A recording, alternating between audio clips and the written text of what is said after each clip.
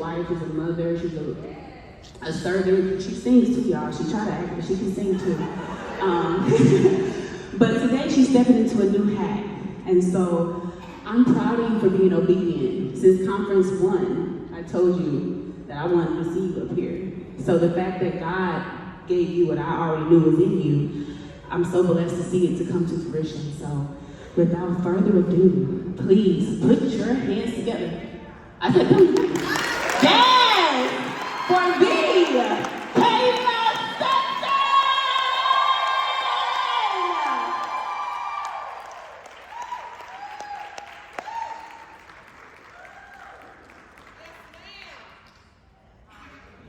This is surreal. Y'all can say this is surreal. Tamaria asked me earlier, and I looked at her, I said, I feel like I'm in a dream. From the first year that I was here and working with this church, it's always been this church, and it's so random. God's always made a way. The seeds have always been filled, the budget has always been met. And every year they keep asking me, why do you not speak at your own conference? And I'm like, because baby, that is not my lane. No. I want insurance all day. Marriage in my sleep.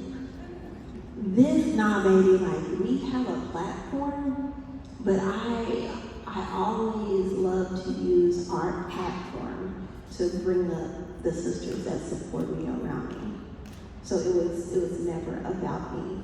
And like you said, with Hyper to come full circle, Nye was our vocalist the first year. So to have you step in last minute today for me, Tamika Butler was our speaker that first year. And to see the relationship, to see the relationship that God has built between us, which actually started because our boys met each other. And now he was like, can you lie, Shuck? I said, did you say Shuck? It was like Shuck. And she was like, yeah. That's how we met.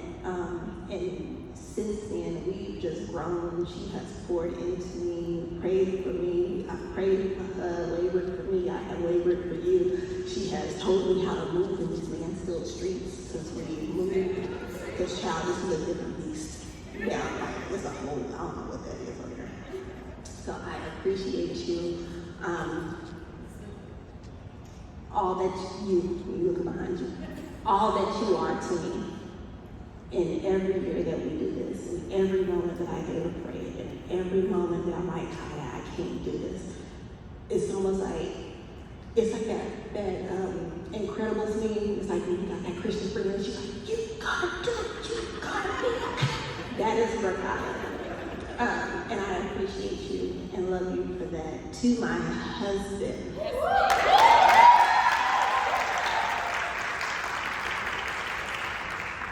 Somebody would have told me 15 years ago this is where we was going to be. God, Lord. But for every sacrifice, mentally, physically, emotionally, spiritually, that you make for me and for the boys, for our house, there are no words. There is, you always said after what happened between us that, you said it in your vows that you would spend the rest of your life trying to give back to me what I gave to you during those dark times. And I want you to know that you have given it to me tenfold.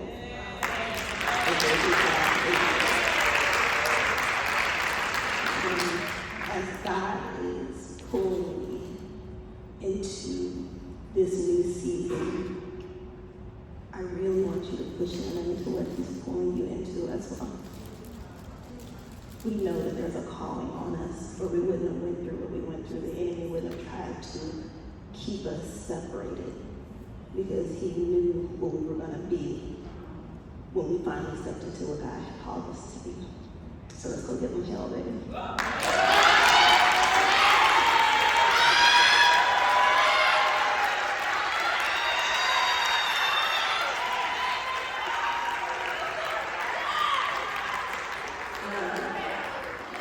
To my aunts that have prayed and labored, and to one particular aunt that tried to fight one of the ex-boyfriends, you know who you are.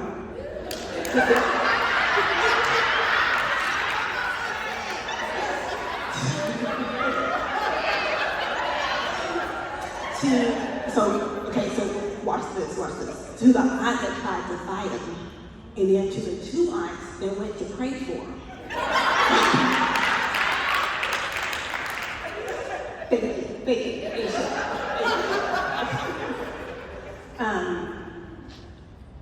I don't know what it's like to not have family. I am grateful for the ones that I do have. I went through a dark time where I didn't want to be associated. I didn't want to be around them. And I hate that because I missed so much time that I wish I could get back now, especially not being at home. A special, massive, huge thank you to my Aunt Felicia. When I did get into that dark place, my Uncle David as well, her husband. Y'all, I spent a summer at their house once on accident. We just kept washing clothes, my mama just kept bringing me clothes. And I was still in oatmeal cream pies, and every morning, it wasn't, I was stuffing in there, you like run to the back, and I go, shh. And then she was like, oh, what's that? Like, great question. But, Aunt Felicia, I know I called you before you came down here, but I wanted to be publicly known that there is no words to explain what you and Uncle David were for me. During that time, my safe space, my comfort place, y'all, and to this day, I am grown, 2 kids, got a husband. My Uncle David's like, how's that home running? Y'all doing good? Y'all need anything? Right, slide. So if you need some money, I'm like, Uncle David, we will always need money. But know that there's nothing that I could ever do to repay you for that time, and I love you so much. Well, Mama, I made it. I'm up here, Mommy. Y'all can tell that we come from a family of, we don't call ourselves preachers, so we speak the word that's given to us. My sister is an intercessor prayer. My mother is a dream interpreter. I'm a dreamer. My aunt, Rochelle, is also an English, is an intercessor prayer. I come from this. So to be able to stand up here and join the family business, if you may, is crazy. To everybody that has poured in, helped, the guidance, the love, the support that I received over this past year getting this together, the many phone calls to Maria where she's like, I don't know what you stressed out about, child, just go there and do it. So I'm just up here doing it. Not trying to sound like anybody else. Just trying to give it how it's given me. The enemy was busy this year, y'all. From January, from the jump, trying to mess with my mind, y'all, mess with my body, my health. Doctors don't know all the tests have been run. And literally they were like, hold on. What are we paying for? But God, and the crazy part is all those issues stopped about 3 days ago.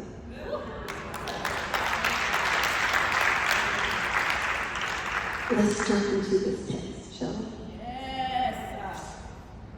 Come, do it like a pastor, come with me to Judges, chapter 6, verse 12. There aren't any slides because somebody close to me was like, hey, easily distracted, you might not want to do that because you'll see like phones coming up and y'all know I'm a squirrel. So there are no slides. Listen close. Judges chapter 6, verse 12. When the angel of the Lord appeared to Gideon, he said, "The Lord is with you, mighty warrior." "Pardon me, my Lord?" replied Gideon. "But if the Lord is with us, why has all this happened to us? Where are all of his wonders that our ancestors told us about when they said, 'Did not the Lord bring us out of Egypt?' But now the Lord has abandoned us and given us to the hand of Midian." The Lord turned to him and said, "Go in the strength you have and save Israel out of the Midian's hands. Am I not sending you?" That's good. "Pardon me, my Lord," Gideon replied for the second time. "But how can I save Israel? My clan is the weakest in Manasseh, and I am the least in my family." The Lord answered, "I will be with you, and you will strike down all the Midianites, leaving none alive." Wait, no, I want to read the last part like a preacher. "Leaving none alive." You may have your seats.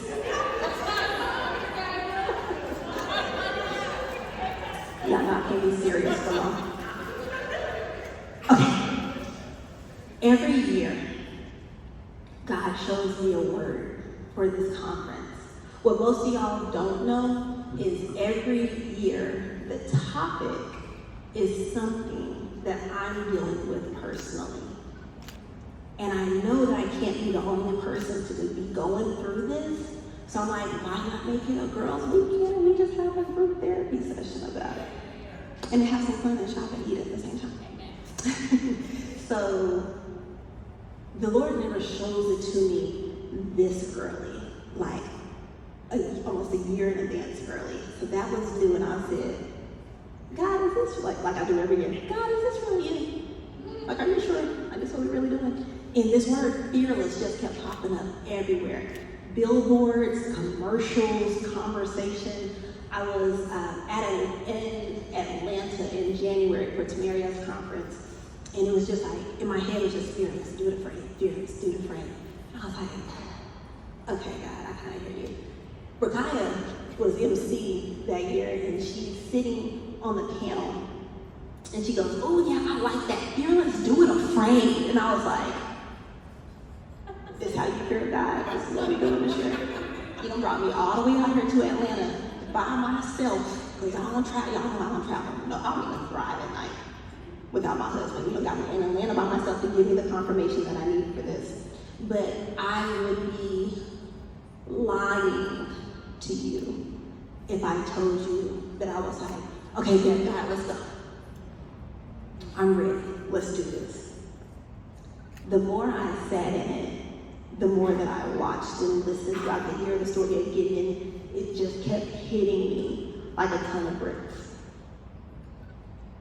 I'm happy that I attended some of the events that I didn't make it to this year because it just solidified what needed to happen. And then when I was at Women Evolve and she started talking about Gideon, and I was like, I wasn't even supposed to be here, God. Like, is this really what we're doing this year? Bet. Okay, let's go. So I'm going to give you guys 3 pivotal moments in this text. The first one is the question. And then we're going to move into the crisis of belief and then the adjustment. But first, let's set the scene. At this point, God had decided that Israel had done evil. They done wild out y'all. So God said, okay, Dad, y'all want to act the fool? I'm going to let y'all act the fool. I'm going to let y'all act the fool, uncover you, and y'all going to be given to the hands of the Midianites. For 7 years, they were in this, which I find is funny because 7 is also the number of completion. So 7 years, y'all, to a point where they were ducked off in caves. Gideon, at the beginning of this, he is threshing wheat in a wine press. Because they have, every time they went to grow something or do something, they literally would come and clean them out. So they were basically at a point of starvation. So let's jump in a little further. So the question in verse Judges 6 and 14 says, Then the Lord said to him, Go with the strength that you have and rescue Israel from the Midianites. Here we see the question that God is asking. Go and rescue Israel from the Midianites. The same people that have sent you into hiding.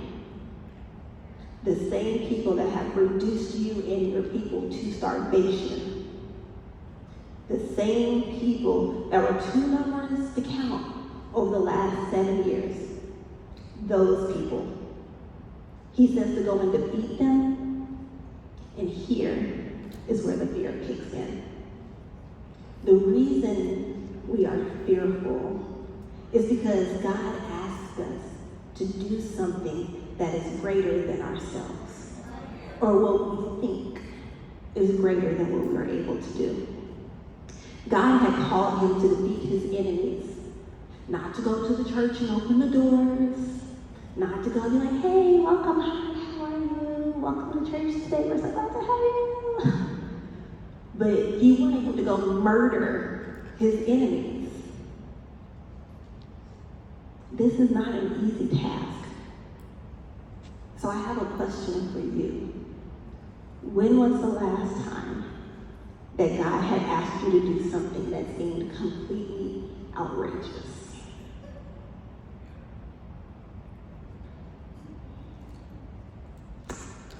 Mine would totally be this conference. In verse 13, I always laugh at this part because I read it in different translations. In verse 13, the New Living Translation says that his reply to God's question, well, his command basically to go and kill the Midianites was, sir. But the NIV version it says, pardon me, my Lord, which makes me laugh because it's almost like respectfully what? Pardon? Repeat that. Bring that back. But the angel calls him the mighty warrior. So this shows us that, number one, God calls Gideon according to how he sees him, not to how Gideon saw himself. Gideon is sitting in the situation. He feels like there's nothing left that he can do. He knows that he's in hiding, but God says, you are a mighty warrior. In this time frame, a lot of my sisters have come around me to let me know, Kayla, you are speaking word curses over yourself. Who are you to say who you are and who you are not when you did not create yourself? We have to be able to accept the new narrative. You can't be afraid to become something more.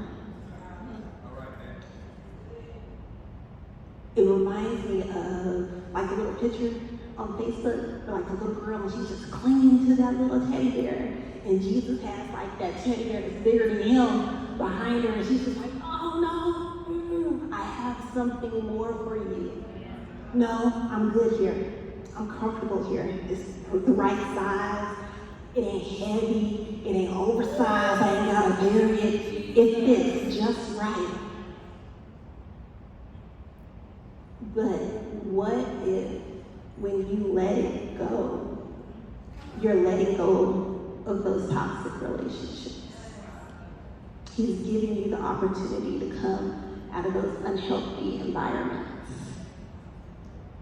He's wanting to change your thinking habits, but you're clinging to the mindset, me, I'm not a speaker. These women ain't gonna come to hear me. Who am I to be talking to these people? And you are holding back what God has for you and what you have for the people that he needs you to reach, because there are only certain things and certain people that can be communicated to by you and your testimony. So let's talk about this conference real quick. The first year, God asked me to do the conference, right? And I was like, God, you want me to do what? I had been in Texas for 1 year. I didn't know nobody, y'all, outside of KCC. Hey, shout out KCC, where y'all at? I love y'all. I didn't know nobody besides the people at my church. Let's start there. When me and Marcus first moved to Texas, he randomly applied for a job in Dallas. He got it. He left in 2 weeks, and we came 2 weeks later. Y'all actually saw my sister's face on FaceTime and told her that he got the job when he was coming down there. And so it was quick. We did not know anybody down here but my sister. So this was a really big task. One, I had never put a conference on before. I was in this brand new city. I didn't know anybody, because at home we had connections, baby. We did phone call away. Down here, I was like, I don't know how you want me to do this. And every year, do it anyway, Kayla. Every year.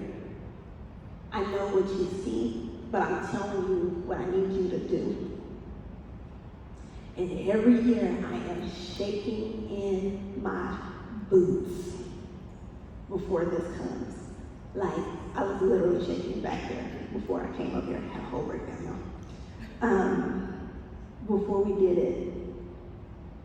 But then I had to sit back and I had to think about it. And the question of whatever it is that God is asking you to do is simply an invitation to catch up with the plan that He already has. What a privilege to be able to be used for the plan. Had I not done this conference last night, either wouldn't have happened or wouldn't have happened the way that He intended it to. Had I not done this conference, the fear that I'm currently dealing with has to be lived through so that I can tell you guys that it's okay. Which brings me to part 2. Y'all take notes, second hand. The crisis of belief. So the question has been asked, and Gideon has now responded in the second half in verse 13. If the Lord is with us, why has all this happened to us? And where are the miracles that the ancestors told us about? Didn't they say the Lord brought us up out of Egypt, and now the Lord is abandoning us and handing us over to the Midianites? Okay. I wanted to make sure I read that in totality. Gideon is in his crisis of belief. I was talking to my uncle about this when I was getting all this together, and he told me that the crisis of belief hits when church meets theology. This is where fear starts. First and foremost, let's acknowledge that fear is normal. God is gracious enough to understand that we are human and our emotions are there. But fear, the definition, is a feeling of anxiety concerning the outcome of something or the safety and well-being of someone. When I read that, I sat in on a feeling of anxiety. And then my Baptist roots took me to not to be anxious about anything, but to take everything to the Lord in prayer and supplication. But what do you do when the thoughts don't stop? And the doubt creeps in. This is where, transparent moment, this is not my notes. This is where I have been for the last little over a year. Wow. I know who He is. I know what He is capable of. But why am I so doubting? Not necessarily questioning His existence, but questioning what my uncle, he calls it the fluff. Why do we have to do it this way? Well, if He already knows what's going to happen? What am I praying for? Well, if he's such a good God, then why is all this bad stuff happening in the world? Cue my crisis of belief. When we go into, there's a couple of other examples. Mary, for example, 3 days. 3 days she did not hear or see him when Lazarus died. I couldn't imagine what she was thinking in her head. If it shifted how she felt Jesus carried out her, because he did not move when she wanted him to move. You can also look at the Israelites in Egypt. They were there for hundreds of years. We're supposed to be the chosen people. What's going on? Or even Joseph for 13 years suffering because of his family. Where is God? I know what the church says, but where is he now? Why is he not comforting me now? Their reality hurt, and it was scary. And that's just where they are. That's the reality of it. But when you're afraid is when you see who you really are. When everything is going great, and it's all coos and giggles, money's in the bank, kids acting like they got some sense, husbands is like, hey baby, how you doing? Hey, how you? Life is good. So in those moments, it's easy to push through those scriptures to the ones that's going through it. He's an on-time God. Now unto him who is able. All things work together, girl. But what do you do when the person that you've been praying for receives that cancer diagnosis? There's more bills than there is money. You don't recognize your kids or your spouse. Who are you? And we keep praying and praying and praying, but nothing changes. Who are you in that moment? Are you still quick to get them scriptures out? What are you feeling when God sits still like he did with Mary? No movement, no sound, no signs, silence.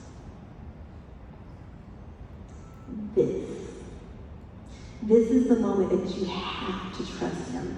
He wants to be your first thought, not your mama, love you, mommy, not your sister,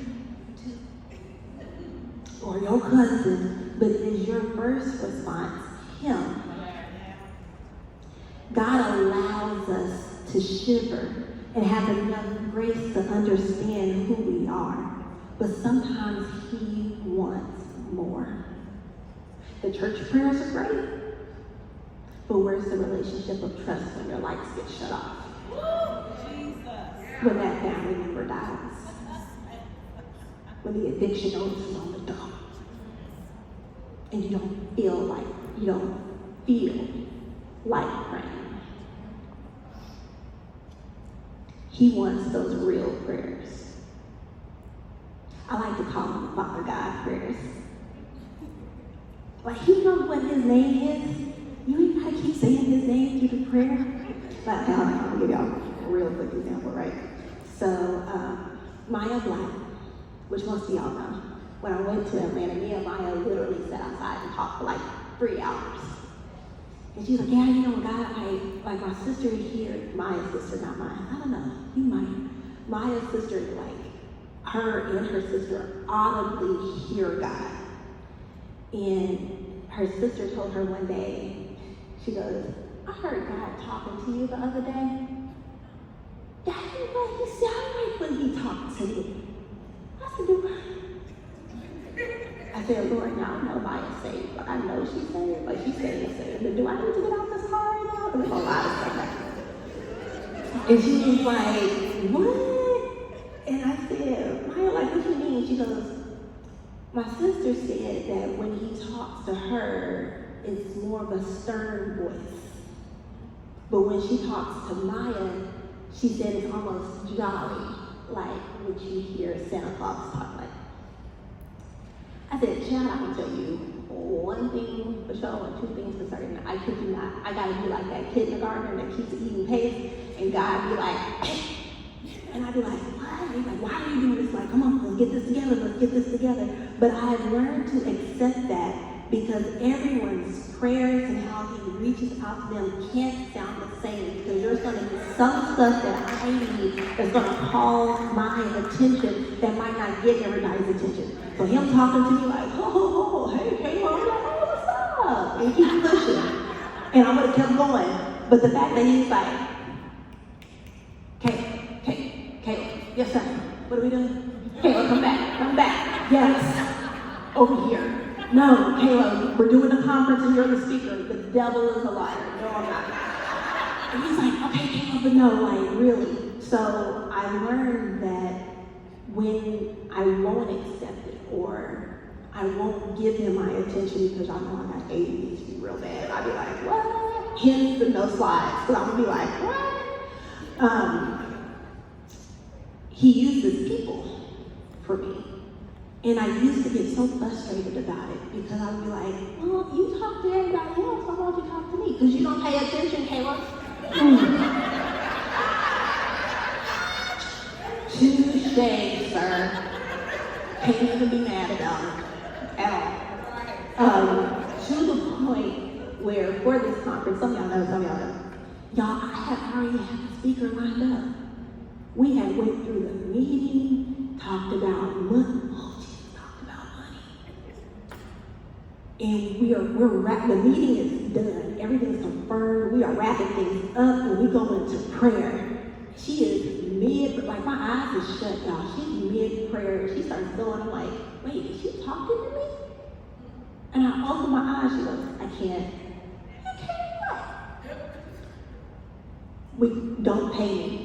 Look, baby, don't say no pay me. I ain't gonna pay you. What time you gonna be there? And she was like, right, you gonna be around? And she goes, I can't let this moment pass and be disobedient to the Spirit. Don't make any plans, because everything that you think this conference is gonna look like, it ain't gonna look nothing like that. Man, this is clockwork. What are you talking about? Baby, we've done this 4 years. I know what I'm doing. It's the same thing every year, just different people. What you talking about? And she goes, okay, well, I'll talk to you later. I'm like, what? She's like, just pray on it. So, of course, here I am. Tanika, girl, I just got the phone with this lady. She goes, Kayla, most of the time she on point. Nah, fam, I ain't what I'm trying to hear people right now. Like, Tanika, like, you keep doing this, and I thought we had a better relationship. Jokes on me. And she's like, well, just don't, you ain't got to say nothing. So I got phone her. I said, I ain't accepting that. So I called Samaria. And I was like, sis. And she was like, ooh, for real? And I was like, not the answer I wanted either. Because little did y'all know, Samaria gave me a whole prophecy in January too about all this. So I was like, you know what? I shouldn't have called you because of that reason. But it is what it is.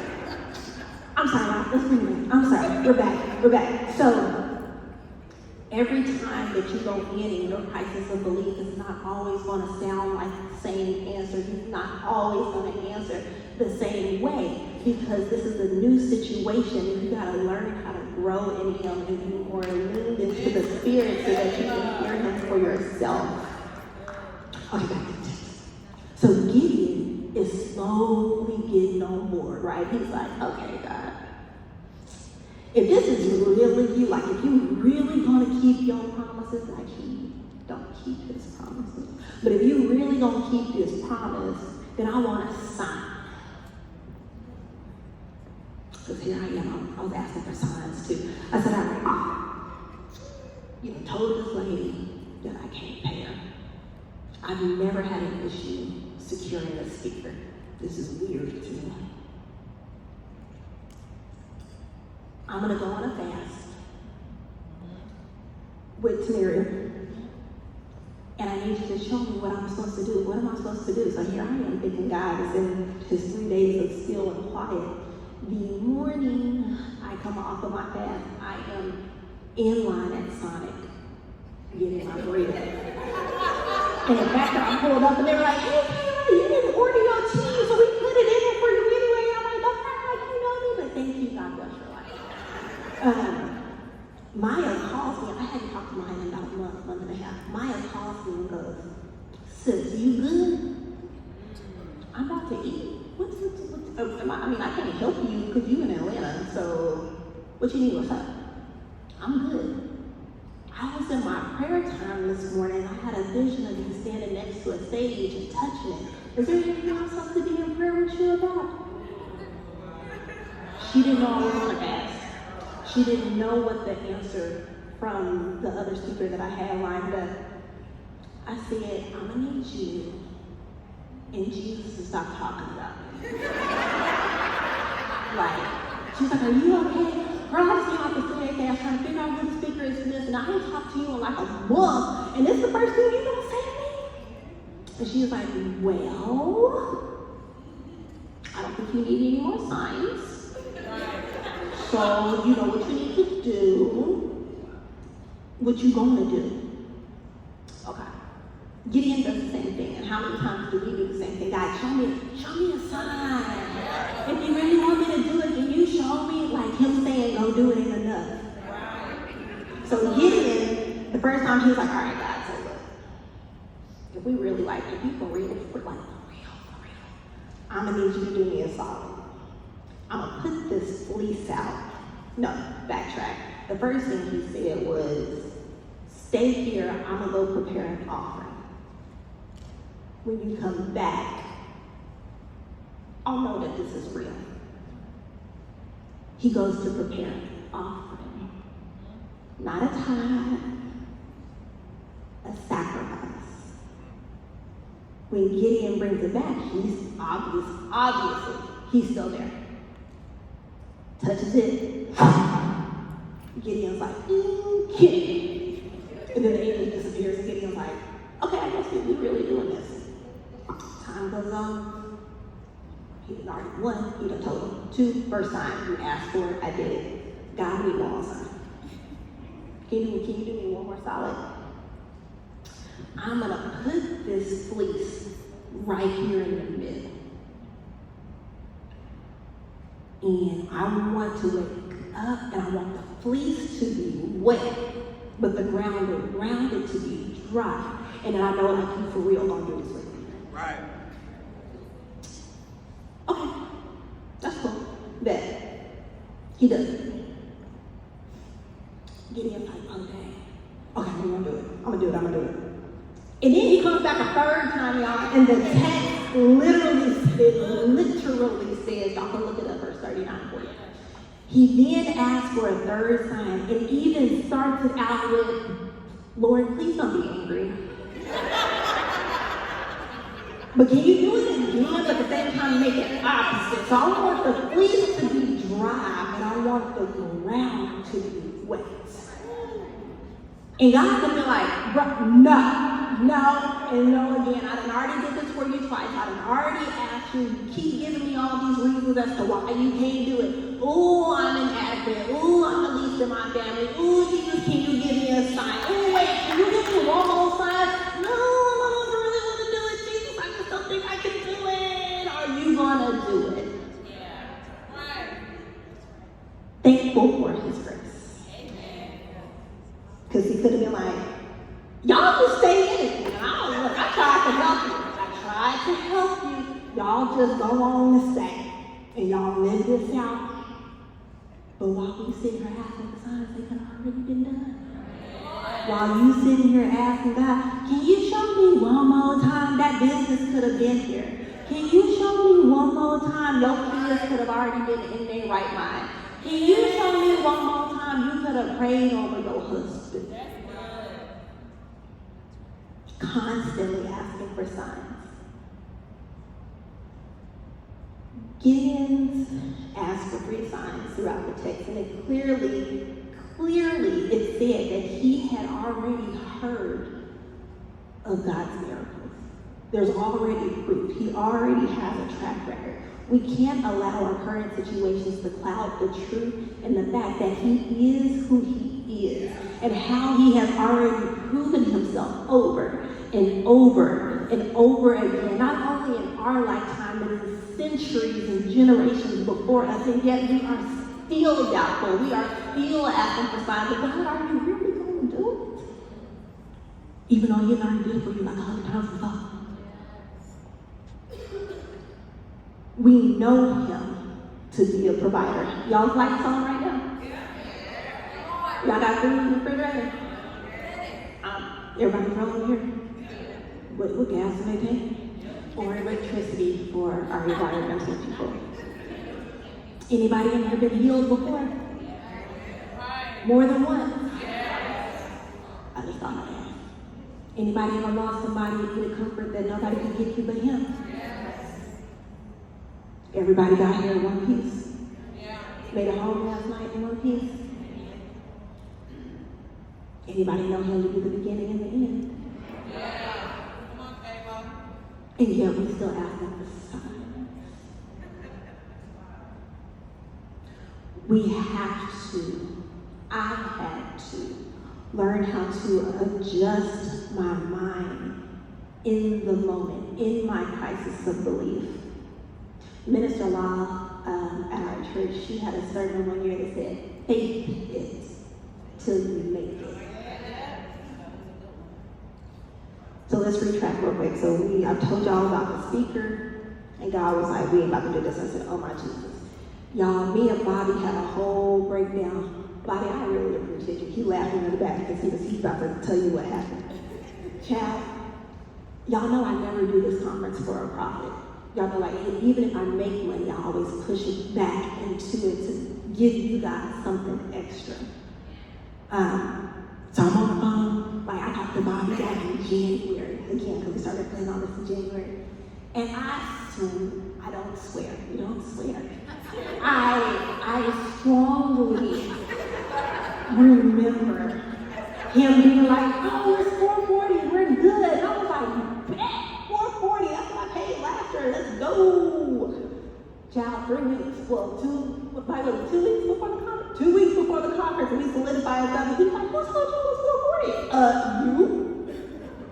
"No, okay, well, I remember that." I said, "Bobby, real life, what's really happening?"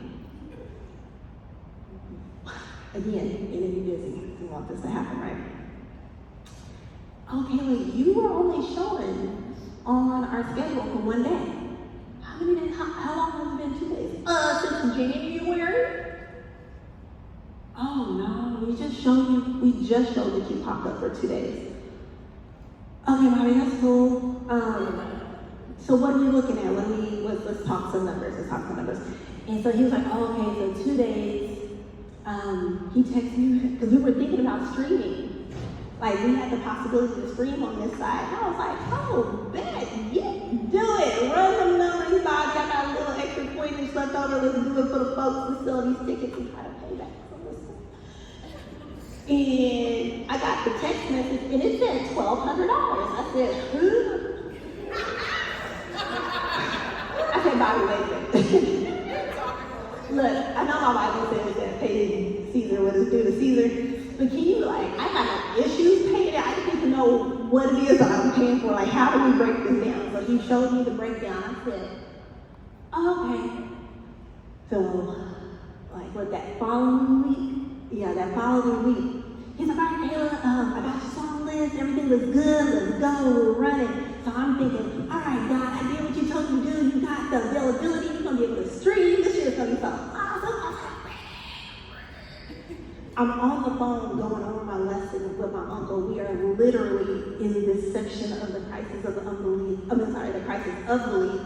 And Bobby texts me. He's like, "All right, I said, girl, like, your grand total is, was it 16,8. You are lying. What just happened? We worked some stuff out. It was down to 680. How are we back up to this? What's really going on?" "Oh, Kayla, that was just for Saturday. You gotta remember there's Friday too." Y'all, I had already spent that money that I thought I had saved. to get our speaker gifts, so I appreciate y'all. And I said, Bobby, real life, bro. Okay, can you just tell me, like, what are we really doing? So obviously, we did not stream. We'll push for that next year. If y'all see an increase in ticket prices, y'all know why. We're gonna try that. We're gonna try that next year. So when everything was said and done, and Bobby, I really appreciate you for being so patient with me, child, because I know I am, yeah. Grand total, he worked it out, $1,040. From,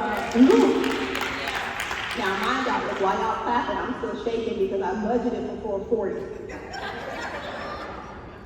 Christ is unbelievable. God, I backtrack. Ticket sales. Okay, now look, y'all, let's talk about this. Because we do this every year. Y'all know I don't typically do day of tickets, but we have the space this year, so that's why I did it this year. Can I ask y'all a genuine question? Is there any particular reason why y'all wait till last minute? I mean, I know y'all heard about it, y'all wouldn't want to do it. Right? Like, I feel like we preach and you just not preach, because baby, we are not a preacher. But I feel, no, we ain't claiming that one. But because, like, I called my sister, I was like, Krista, I know it's like that. Oh God, Krista, like, I don't figure this out. We ended up with a death, not our immediate family, but my grandmother's first cousin, death in the family. My mom calls me, Kayla, I don't know if I'm gonna be able to make it now because we don't know when the funeral is gonna be. Y'all, I loved my cousin Betty. She was the sweetest lady ever. And she, on October 5th, she was just at church, at a whole service, living, like, hanging with the family. 2 weeks, they found out she had lung cancer. It spread to her brain. She died that Sunday morning of last week. Yeah, on the 3rd. She died on the 3rd. My mom calls me. I don't think we're gonna be able to make it. What in the freak accident's going on? Okay, God. I know that you're not gonna bring me to this to leave me alone. Yeah. Y'all, and then a whole tornado watch last night? Are you freaking kidding me? It is November. We ain't seen rain in a month of Sundays, and tonight, of all nights. I kid you not, y'all. I got to a point where I was like, done. Call it off. Can't refund y'all's money though because you already paid it. I was trying to figure that part out. I was like, if I pull it out of my savings, or if I ask Marcus really nicely to get on the family savings. But I was like, I can't. I just can't. I can't do this. I know that what you showed me in January, I have executed this thing. I had a list that I made in January. I will show you this on my phone. I said I told Maya, I can see it. It is a bigger space. It has natural light. It's a 2-day conference. We have a panel. Like, everything is here. We've got a full prayer team. We have Tamaria coming back. I see it. God, I have executed everything that you asked me for. I have done it to a T. What is going on? That's real. Silence. All right, God, good. This is what we do. This is how you go today. Fine. I'm not about to stress out about this. I know what you showed me. I have executed this exactly how you showed me. I don't know how you're going to do it, but you're going to do it. And that is where I left it. I had to change. I had to adjust. Which brings us to the third point, the adjustments. The first adjustment that Gideon had to do, God told him to pull down the idol that his father had made, which was Baal. It's an Egyptian god for fertility, weather, and rain. I already told y'all the situation that they were in, right? So I'm gonna let you put two and two together as to why they decided to build that. But I have a question for you. What altar have you erected that has replaced the truth of what God really is for you, and you're worshiping that instead of Him? Follow-up question. Wait, I'm gonna give y'all a minute. Get that in your head. Let's get out of here.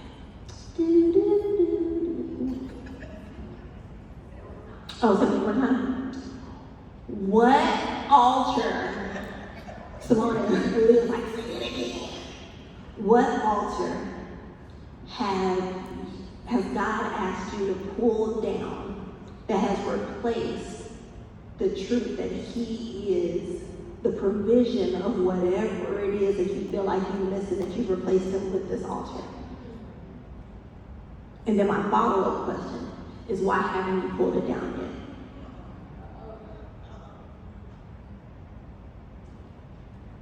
No, really, like prayer. Your altar is probably the first thing that popped into your mind. The first time I said it.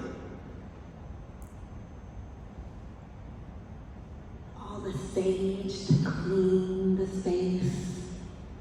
All the crystals to absorb the energies. All the worship music that's replacing the prayers.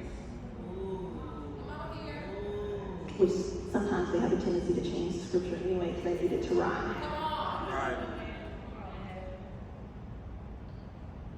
In that moment, for Gideon and for me, we had to change our perspective, not God changing His. Yes, that relationship, that job, that business didn't work out, but what would it have drawn you from? Would it have caused your heart to harden in places that it wasn't supposed to? Church hurt. What possibly disastrous path would you have been on had you continued and refused to adjust? There has to be adjustments in your life to have a new experience with Him. You can't keep doing the same old thing expecting new results.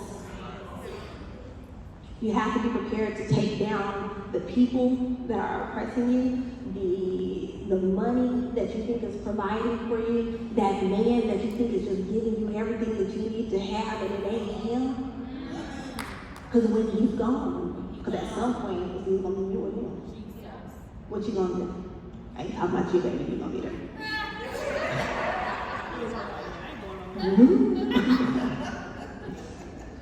But we have to be prepared to take down the meeting. So if God is telling you to end that relationship, leave that job, end that business, start that business, is that your altar too? Are you willing to stand up and be ready to sacrifice it all for your new experience? So what does adjustment look like? A stronger prayer life. Y'all came off of social media for a week, and I've never felt so refreshed. One. And two, I did not realize how much I was really on it.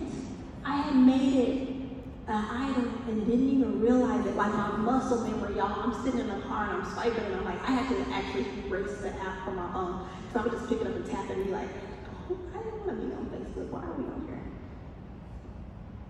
Is it stop trying to control everything? Is Derek in here? No, she's not in here. Derek fusses at me all the time because I don't delegate well. That's not funny, but I have control issues because, which you'll see in the book, because so much has happened to me, I feel like I have to be, if I can control it, I can stop the hurt. If I can control it, I can reduce the risk of being hurt, disappointed, and let down. Is it ending that certain relationship? Is that your adjustment?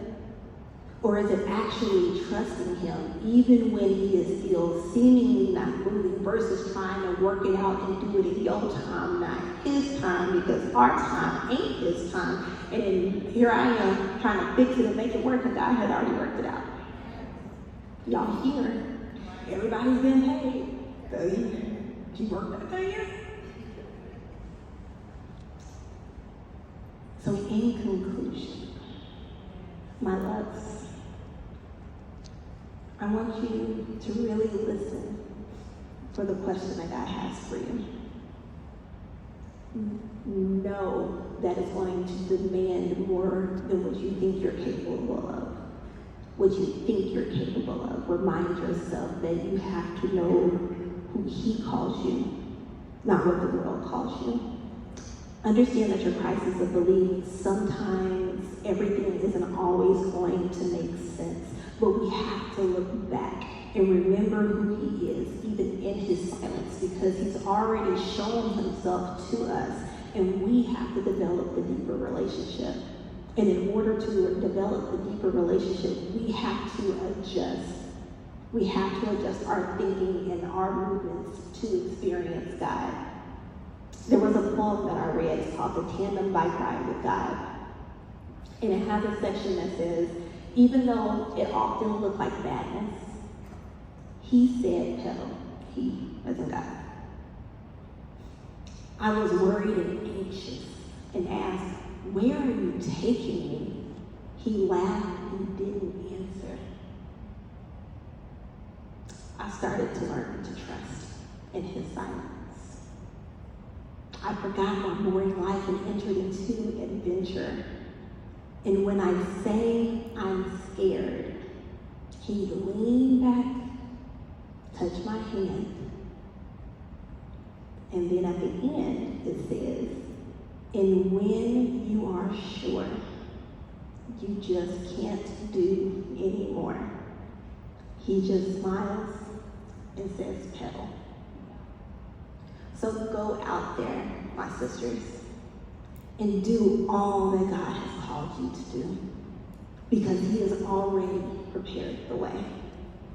He's right there with you, and all you have to do is trust Him enough to move fearlessly